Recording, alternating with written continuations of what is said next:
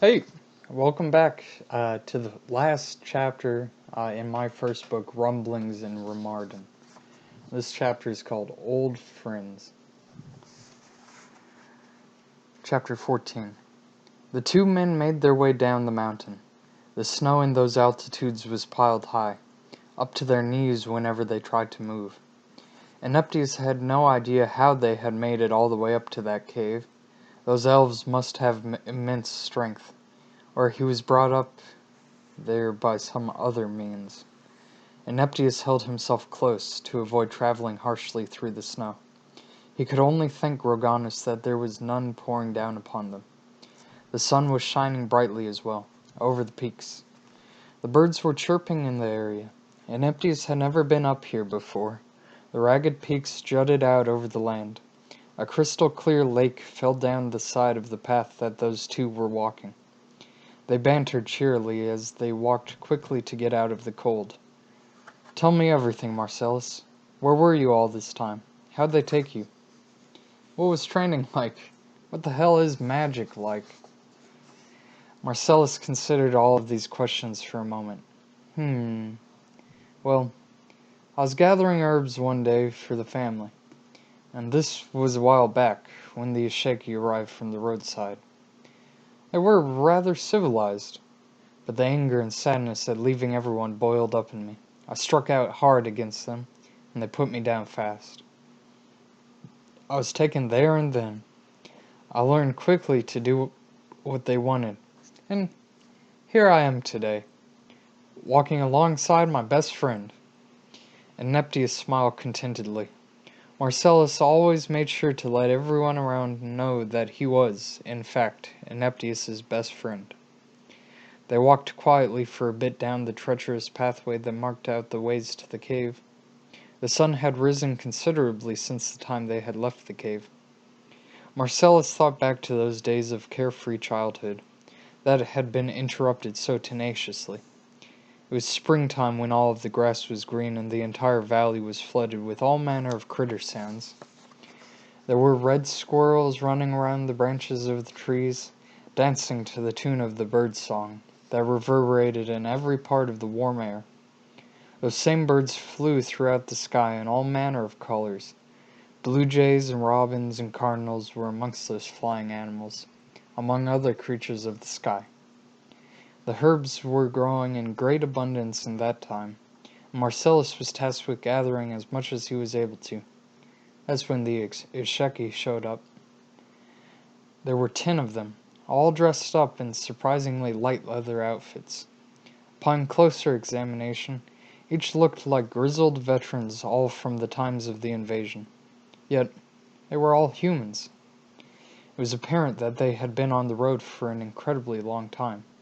The stubble on their chins grew out in parts of a beard.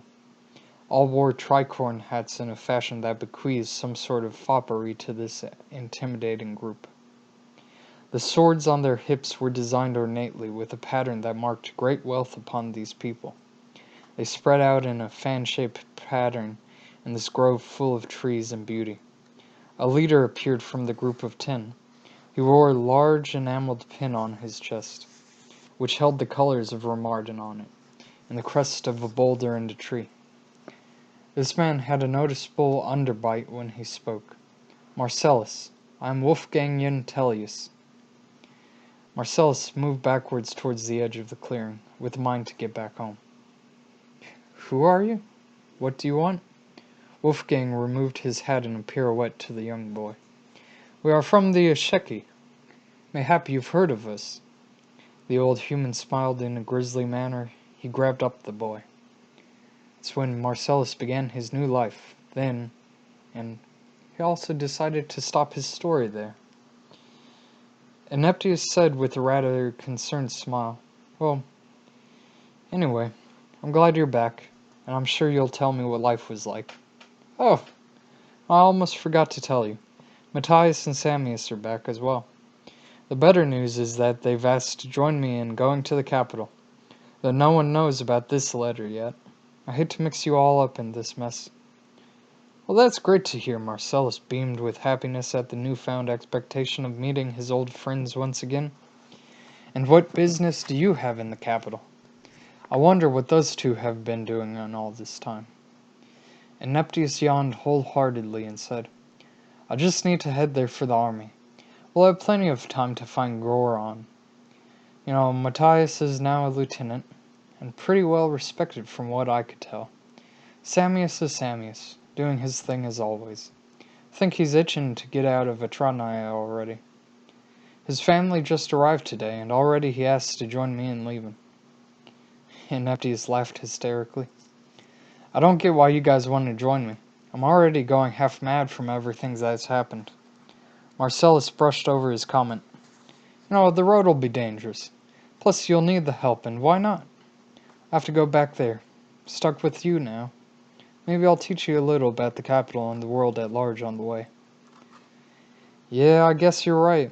It'll be nice having company. Though I'm not happy being Ornorian's servant. And Neptius glowered a bit. Looks like we're close. The village came into sight as they continued down into lush territory, which was overflowing with the dead trees before spring fully came about. The various huts built up flowing towards the castle walls, and those houses that leaned against the walls for safety. The army still paraded around the muddy square in hopes of collecting more recruits. Neptius stopped to wonder what would become of Armador's forge, but quickly brushed aside those thoughts. I'll go find the other two and tell them to postpone for a day. You need to try to get some sleep before we head out. I'll do the same thing. We'll all meet in the square tomorrow to gather supplies. Marcellus spoke with a self-assured tone. He was a rather confident man, having become a part of the secretive and powerful Khulduin.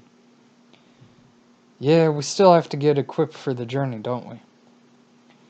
And Neptius was glum with the idea of going back home, even if it was only to sleep.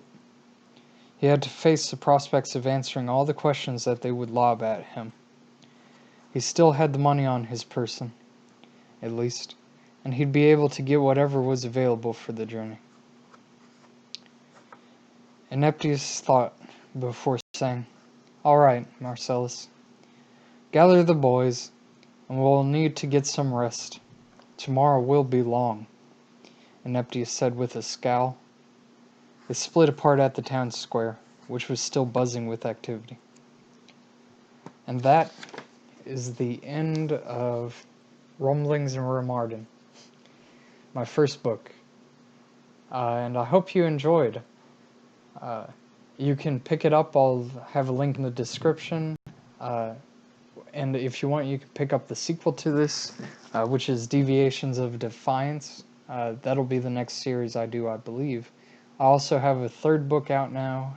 It's a collection of short stories about magic that's come into society, that it's full of danger, it's addictive, and also gunpowder being introduced in a medieval world, and kingdoms that are preparing for war against each other. That's only 99 cents on ebook too, so it's pretty nice. Otherwise, don't forget to like, subscribe, and share it with your friends. Tell other people about it.